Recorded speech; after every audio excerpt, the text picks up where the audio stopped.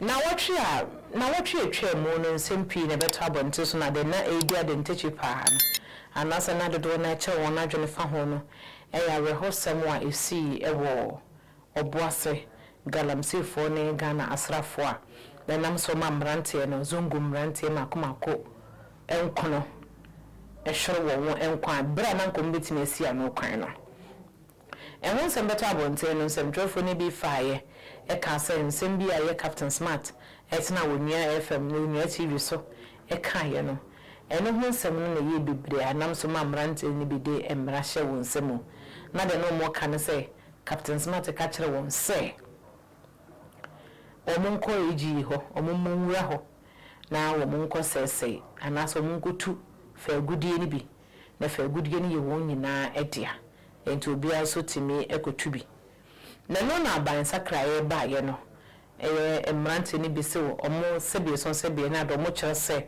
o maban na aba esanso mo so mo to mabade ma NDC na ade ba akwaya na ye refie ho no se wotu aba de ma wotu aba de ma party bi anasa candidate bi a no oba ho ne se na wo nkwa waba no ene de ne bedi ade Ghana man na mum adehye ne fanto do na ene ji ni diye ji ne nsem diye ene motu aba ma no enti se oba de ma o mamu ne ninara o man famma aya ankrenkre bia enti aba me nhye no so se ya na e kasa ma aban na aba no ayo man no aban ene ne pa ba kofo aban ene nti mante no ye hu videos pia na ebi mu gina kira sebi son sebi nyado na emrante kentina wano omo etwitwa dade a sebi omo ebuawura egiye na mun sam ye bebre san se asante mantemu na boase nso so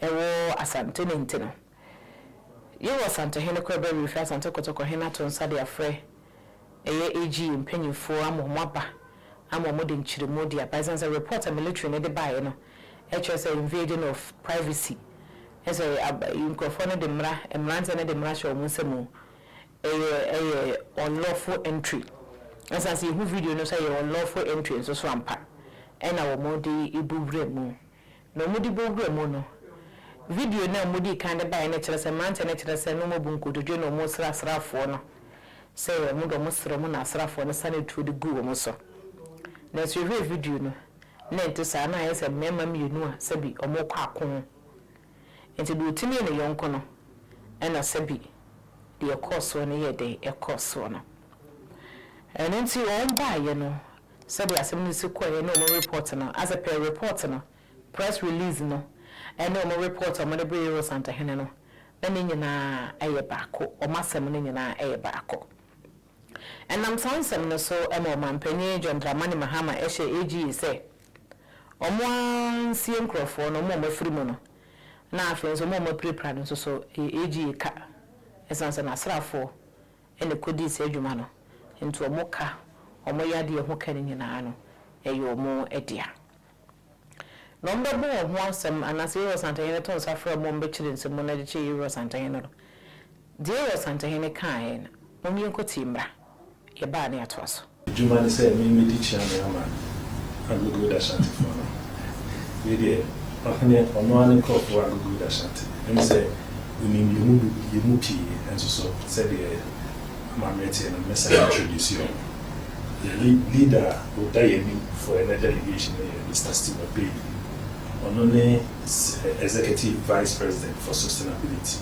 for Agogo Ashanti Global the Ote Menchen so ohene MD or Obuase mai and Obuase man the possibly ambassador Masu almost a senior vice president for sustainability global the possibly Terry Briggs almost a senior vice president for your operations in Africa and I'm an obedient I'm say if you are not free but I'm saying we're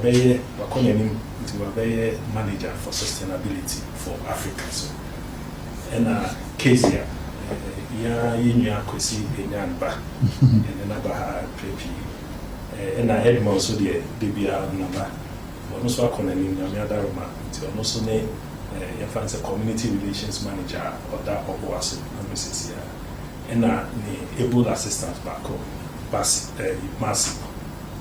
And say, and then I'm on the board and Cassadia, Major Eliama, the senior executive vice president. But my Americans, never say, ye buy no ye kuta ye sapai, ye kuta snap pintu mienu, pronisa doko no so, adaka bako. And again, my Americans, ye kuta, ohne ibu madie. Achiami bu madie, ela nananum so bu madie. Them say mestre say makani tree kakra ba be dey kono mestre no apoto kakra. Now that we finished with the introductions, I'm going to hand over to the leader of our delegation, Mr. Bailey. In relation to that, I'm also informed of the support that national security is being given to you and all that. I also had a briefing from the Army, the General Officer Commanding also about developments in the way they've put up security there. Yo. I'm also aware of the threats to your employees also. I've been briefed about that, and therefore that also the steps that you've taken to make sure that your workers and employees are also protected. Yo. Unfortunately, we don't have a minister for lands now. He's gone through vetting, because that's also another step where we will discuss broadly with the government in terms of policy in relation to illegal mining, the Galamsey issue. So it's another one. So I know that will come up after the minister is in place, and then we have a very candid and thorough meeting with the president and the minister to see the way forward in relation to dealing with that. Yo. I recall in 2016 where this issue came up at that time, and I'm also saying that we should see the portion of about 60 acres or whatever to the illegal miners at that time and all that. In fact, there were vibes that even though Anglo Gold honored this part, the portion didn't go to the people that were supposed to go to. And even though that was done, Anglo Gold honored their part, and we ceded the 60%, 60 whatever acres to whatever. So this all has been lingering, and people arguing that it didn't come to us, so we didn't have anywhere to go. Yo. That is also not acceptable for people to take the law into their own hands to go and disturb legitimate business, which Anglo Gold and Obuase are intertwined. The community relies on the mining company. The mining company also is there because it's for the community, and that it is not acceptable. People cannot just say that because we want to eat, we have to go to the mine. No, that cannot be done. We are not living in a banana republic. The law must be obeyed. Because if I'm living in my house here, this lease has been given to me, someone just cannot walk in to say, I also want somewhere to live, and therefore I'm coming to live in your house. So these are all issues that we have to take up with the government in relation to the way forward. What do we do with this Galamsey issue? Unemployment and all that, yes, those are issues that we have to look at. So much as we have to look at it to see how best we can incorporate all these illegal miners, how can we bring them into the mainstream? If we can allocate portions of concessions to the leaders, the gang leaders, those supposedly who lead them, and say, okay, you operate there, bring all these people there, and then look at what gold they produce and arrange to buy also from them and all that. Mainly, it might find a way to resolve these things. But doing illegal mining must not, and it shouldn't be encouraged by anybody, not even the government, no matter what. And the change of government shouldn't give people the opportunity to say, because there's a change of government, we are going to misbehave or take the law into our own hands. That also should not be acceptable. We are living in a society where the law operates, and therefore I don't think this government would also encourage that to happen. And from what they've done so far within them, I know that they are not going to encourage that to happen, no matter what. So we all will try to find solutions to this. Yes, unemployment. Yes, illegal mining is not acceptable. If those young ones who are there want job, we have to all plan together and think together and see how best we can incorporate them into whatever that we can.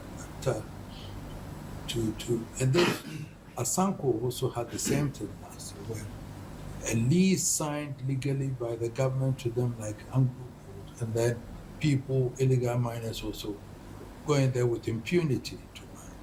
Yo. And I can see why the Minerals Commission, whatever, cannot take these things up. And so we all have to, make sure that things are done appropriately and properly. The new government has not settled. Therefore, like I said, the direction as to how we're going to look at it is also something that we all will take it up and discuss closely and dearly with. But the security will still protect you, and I'm sure that within the next month. I know there were lingerings there, but community-wise, we still have to be talking to the Sarkin Zongo in Obuase, for example, because I'm told some of the people were Muslims, 7 of them also were Muslims, and therefore, psychologically, I'm sure they're also maybe planning whatever it is. I don't know yet, but if we engage them in the community development and everything, engage with them, all that, we should find an amicable solution to that. And Yo. at the same time, your community relations also must be backed up so that you can be able to meet them. Unfortunately, I don't know about job creation over there now in Obuase. How is it impacting on community in relation to work? You cannot create employment for everybody, but your community relations must be heightened in such a way that they will have a clear understanding of what you're doing. It's not just that Obuase is there and there's money there and therefore we can develop the whole of Obuase within one day. Yo. People should appreciate these things, and also because investments, there are obligations to be met. And so the expectation from the community in relation to Obuase is a big mine, the money should come to us. Well, that relation, we have to be able to bring education and everything for people to appreciate. What you have to do, you do. Community relations, you do schools, hospitals, and all those. All those things must be heightened for them to appreciate that that's what you do for the community. Yo. The royalties also, as it comes also, we should know how it's brought in the district assemblies, the metropolitan assemblies also, whatever monies go to them, what do they use it for the community? All these things must be done for people to know that their royalties, whatever going to the district assemblies, is what they use for.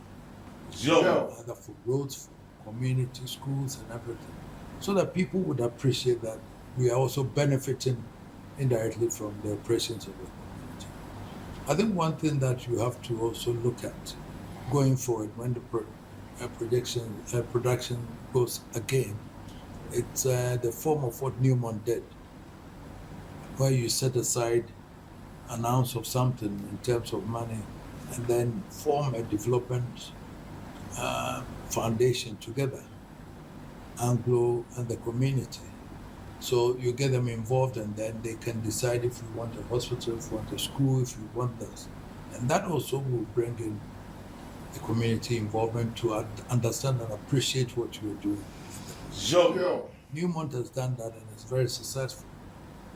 It's there. So if we can be looking at all that in the way forward, it will be fine. So they have a blueprint. They set out an ounce of gold or something, that in value of money. And they've set up a foundation with the community people involved, all the communities, the people are involved, and then they decide what that money will be used for. Yo. When they invest. So they use it, they've used it for various, set up a technical school there, very Totroso, Afrisipa and all those things. So they're all, it's more like we are all part of the Newmont operation. Yo. So if you look at it also that maybe the way forward. I know the operation has gone down a bit, but the time it will pick up because Obuase is your flagship anyway. It's holding Anglo Gold seriously. It forms about 30-40% of your operations now. So it's a major asset. So let's look at it objectively and on those lines also. And let us make sure that we involve the community in some form of foundation where we plan development programs together. Let them nominate some people from the community who will be part of that. Have for mind they had Sarah Mensah and other people who were there. Indigenous people were well-educated people to meet with the community, and then they decided, together with Newmont, also appointed 1 or 2 people involved, and the way forward they've planned so much, aside the royalties, aside whatever they have to pay to them, and it's been doing well. So all those things could be done to bring the people, get them to have a feel of what the operations of the Obuase is and the benefits they are getting from it. And I believe that if we can be looking at that, it should work out properly for us all. But meanwhile, we would follow developments with keen interest. I will be in touch and see how best you can be protected to be able to do your work uninterrupted, no interference and everything. And if people want to mine illegally, not in your mine. If they want to do mine, they should. I think we have to group them and then also go to apply for concessions and do their mine, but not what has been allocated legally. And a company that's also invested, got investments and obligations to do, which internationally also, because if you are not very careful, internationally these news go out that if you invest in Ghana, you're being disrupted by illegal mining and everything. We cannot attract any investments at all. These are all issues that we all have to bear in mind. So we make sure that much as we want investments, we also have an obligation to protect the investments, for people to appreciate that if you go to Ghana, you can do business there and then your investments are protected. So that we would also take it up from here and support you. So you can count on my support every time. And I know that it shall come to pass. Dead, those who died, whatever, I'm sure no one wants any human being to die. We don't want to lose any human being. And the circumstances like this, it comes and then there's nothing one can do about it. So they also have our condolences and everything. Anything that you can do to support them, so you could do. But again, legally, you have the right to operate, and we can't support any illegality. So thank you for bringing this to my attention. And I can assure you that I'll be following that with keen interest to see how best we can do it. So thank you very much for coming. Yeah, Santa Helen Samoa. What day at 2 AG in Penny Frenim now, my gun on seeing in a TB and a say. Consignment and as a Tamoa. A buy no a day ama AG or more day to fair good deal or Obuase. It's a was a mnasso on Bevano what no mache. So was he in your baby. A buy no name won't you namp and you phone your baby no one the ma. A young branty and a man branty and so ye day. And your good deal and your fair good deal be sutua. And penny for her no more desire shame in a guaquemo. They come with us illegal mine and no so. A quiet tete no none an animal fossil a two fair good deal. Or more afaso. As of the Saudi we are singing now. China for a more mobile maimu. Near more crime say you so tenia who doing in a mono. Ghana we are singing a one care. Now check here, baby, you too good to see a we are some hanging. China. As you use a China baby, news swaying, I say. And I'm going to share a bino. And no memory and I, Eddie Guaquemo. And into Ghana, we are singing Ghana and a toss of 6. Efa for good year 2. American at toss of 5. In Genesis Ghana, you the America, a toss of 6. Or more moody kind we are singing a China for no. Or much a good year sing baby. And so much our mother is harbor mine canning. And me and more crime say ye dear. Yen yanum so saw my Ghana, your mother money baby ako, a young branta small scale miners, no money baby ako. A honey a woman to your hanum benin the hanum be woo. So mutu kwa mpono mokwa. Omona nkasa, ebeba asasi so. China ni na wo ye hoho ne nwene na sase ho onwene ni nsuo ho esanse nya ha no ofiri nya ha no ote obedi pa wo wi a wo ko na etemamuni enti begu emu e be hia ye nhye na ye nso so ye oman ade hye no so ye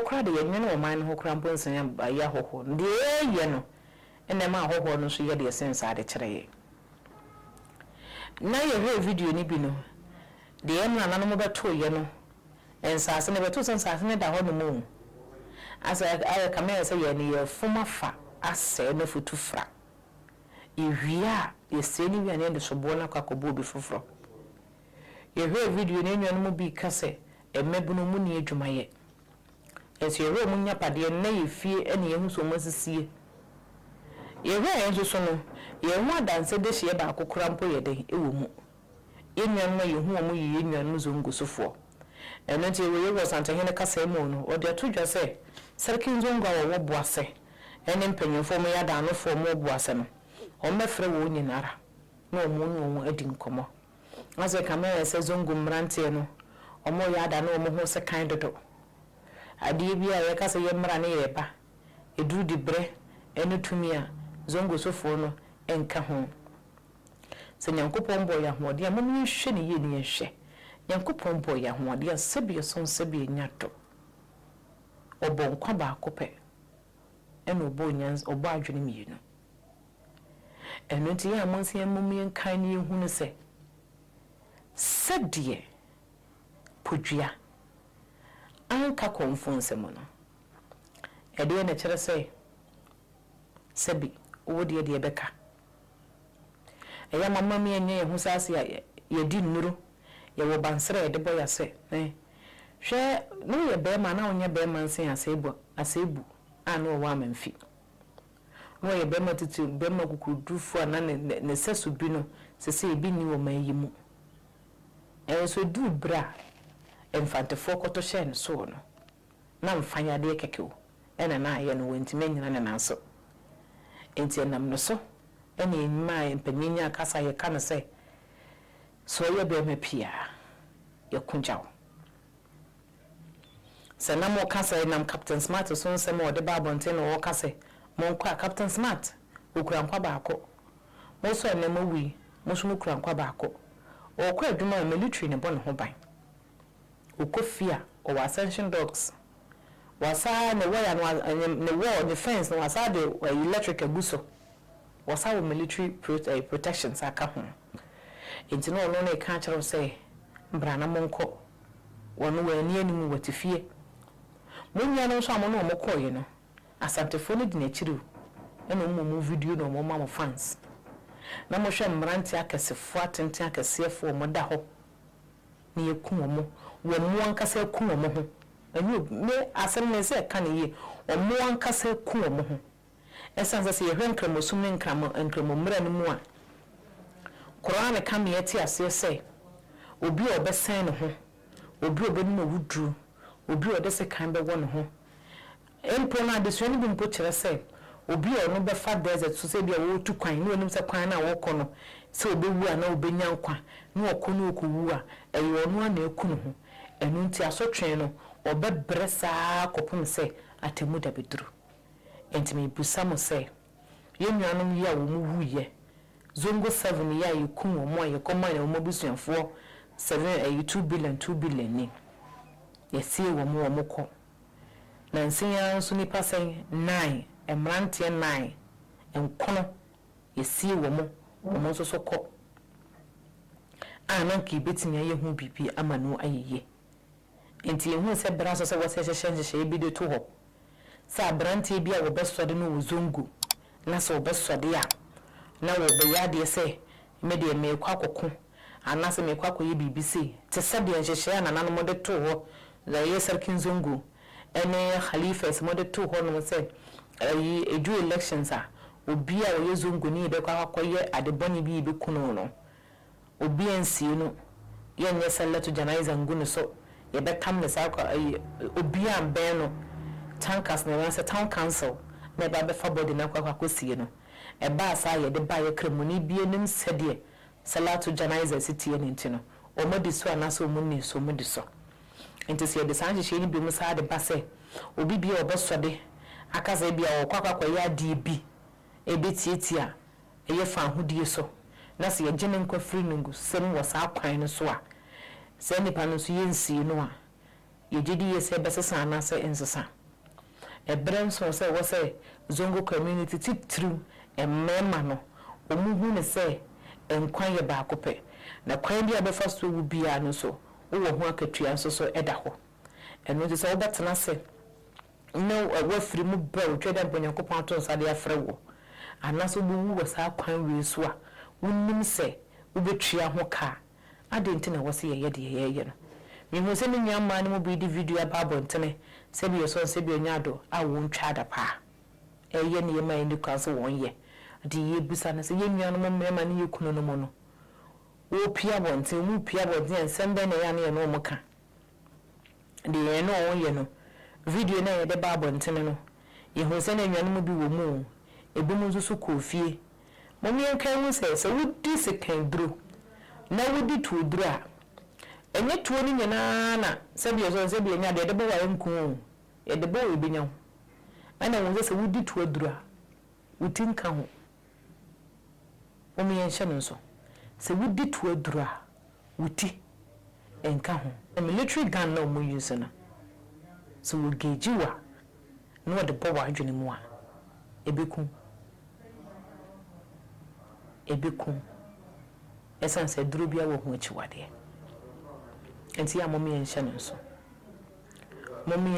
so ni ehu se de ahe be ya ade a yemfa ye na se kan emfa ye no amonefo ne ba omode ye beko obi epibibia esi ne yenko kazongofo ne ebinya ebra so se momi esesa sa edin no ni emfa din foforo ba do de beba no wo ma onu ni kan na munni akire okone ye yimo no a wonfa okona de beba akire bia no eyo ona ne de ye ne se beboa esansa nyankopon oye nyansafo se obo akoma baako enkwana ye baako ena obo adwene mienu aye de beba akoma no ne nkwana ho eban enti amomi enhye ne nso de ye santa hene wo hene kase akani esansa ne ba bonde na mpenya ye maame no mu bi di videos be ba bonde a no mo siri wo santa hene wabem enti wo se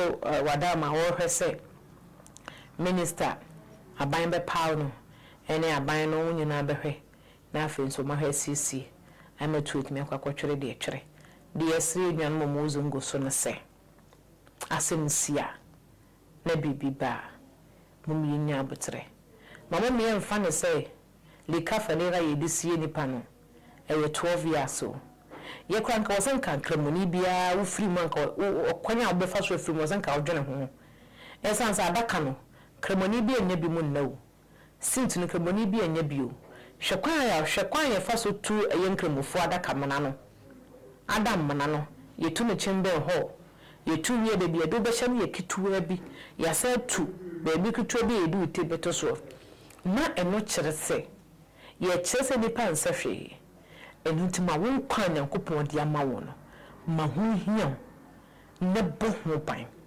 hun se seconds on kwan betime free wonsem si ye so kwanu ye ni ye adwene free so se yankopon de baye e kwan nipa no be fa so akoni a ye di ya adwene free sa ne ma sa carelessness no ene se ye mfa ye nkwa ho ni ye die ye pe no ye bejai ama ye hu se enkwan kwan bi a obefa so a wobewu no wobetwia ho ka kwan bi a obefa so a wobewu no wo boa kwa na wu a huni se obetwia ho ka enti mama me ye mmoapa emi kunkum ye ho ema ye man mo ye nyanka na ensan ye mienu mpo no ensesese wo mo papa ne ma mete ase a ye hwa akwada mpo no asetena ne tesen na papa ni ho na akwala na oba nkwan hwa akwada sei ne sitie wo fi no etesen na wonni ho kra sei ne si ko no emi ti de yesra no sei etu nkotwere de twere asomdwe mra na yin so yese hu sei ni mont ene ahafo ahemfo sanse new month so emarante omo honom so de ya zongo sofo so saa na do so honom enzo so de ya wo mo so ne na afen so baabi ani omo so de omo nchire mu so ba ya omo ede bedan iro santa hene e de honfoni ne bi so ebetoto so ebra new month Ghana ene ahafo ahemfo eye ntotro so ma hene ne di wo wani mu ena afen so ye Kenya say number 1 Nana Kofi Ebre ono so e kan ho bi omo ne new month mpanyufo ebaye